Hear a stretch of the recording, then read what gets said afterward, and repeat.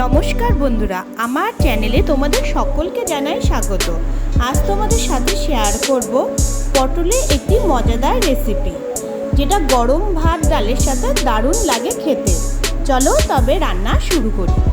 প্রথমে পটলগুলোকে ভালো মতন ধুয়ে উপরে সবুজ রঙের পাতলা লেয়ারটাকে আমি চেঁচে নেব এভাবে। তারপর দুপাশের মাথাগুলোকে অল্প করে কেটে নেব।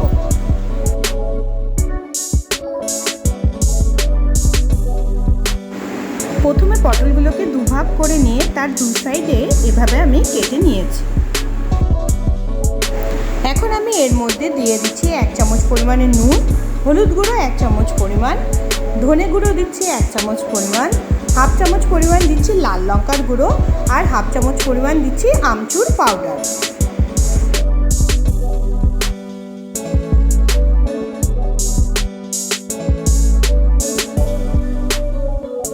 এরপর দিচ্ছি 2 চামচ পরিমাণ তেল।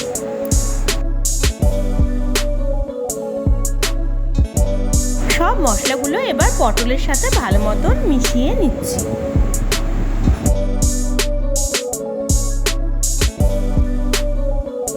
এখন দিচ্ছি রসুন থেতো 2 চামচ পরিমাণ।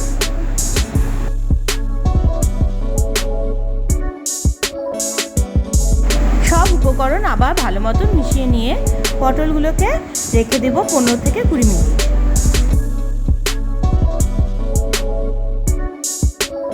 গ্যাস জ্বালিয়ে তার মধ্যে কড়াই বসিয়ে কড়াইটাকে গরম করে নিয়ে তার মধ্যে আমি দিয়ে দিচ্ছি 3 চামচ পরিমাণে তেল।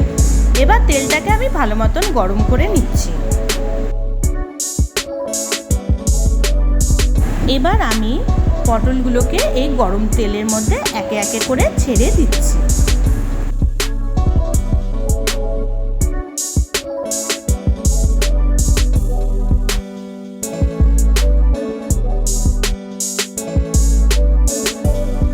এবার হিটটাকে বাড়িয়ে পটলগুলোর দুপাশে খুব ভালো মতন ভেজে নিতে হবে।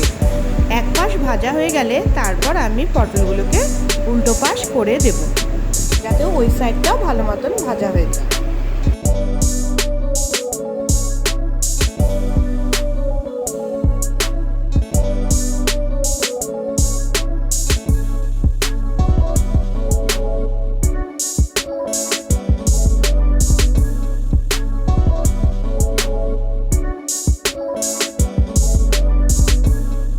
পটলগুলো উল্টে পাল্টে নিয়ে ভাজা হয়ে যাওয়ার পর আমি এর মধ্যে দিয়ে দিচ্ছি 2টো কাঁচা লঙ্কা আর সামান্য কিছু ধনে পাতা।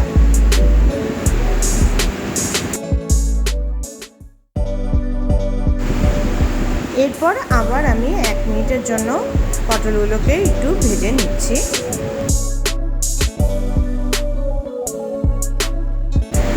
পটল ভাজা কমপ্লিট। এখন আমি গ্যাস অফ করে দিচ্ছি। এইভাবে পটল ভাজা তোমরা বাড়িতে অবশ্যই ট্রাই করো আর আমাকে কমেন্ট করে জানিও তোমাদের কেমন লাগলো। ভালো লাগলে অবশ্যই লাইক করে দিও এবং ভিডিওটি শেয়ার করে দিও।